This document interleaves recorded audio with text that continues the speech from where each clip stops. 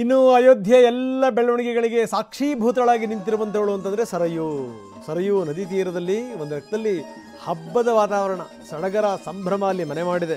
ಅಲ್ಲಿ ಪೂಜೆ ಪುನಸ್ಕಾರಗಳು, ಜೊತೆಗೇನು ಅಂದರೆ ಯಜ್ಞ ಯಾಗಾದಿಗಳು, ಜೊತೆಗೆ ಕುಣಿದು ಕುಪ್ಪಳಿಸ್ತಾ ಇದ್ದಾರೆ ಭಕ್ತರು.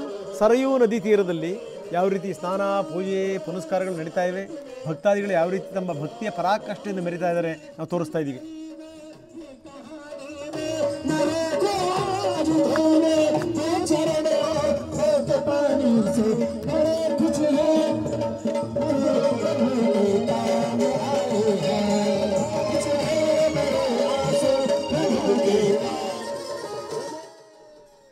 ಇನ್ನು ಪ್ರಧಾನಮಂತ್ರಿಗಳು ಇವತ್ತು 6 ಅಂಚೆ ಚೀಟಿಗಳನ್ನು ಬಿಡುಗಡೆ ಮಾಡಿದರು. ಗಮನಿಸಬೇಕು, ಇಲ್ಲಿ ರಾಮ, ಹನುಮ, ಜಟಾಯು ಸೇರಿದಂತೆ ಒಟ್ಟು 6 ಅಂಚೆ ಚೀಟಿಗಳು.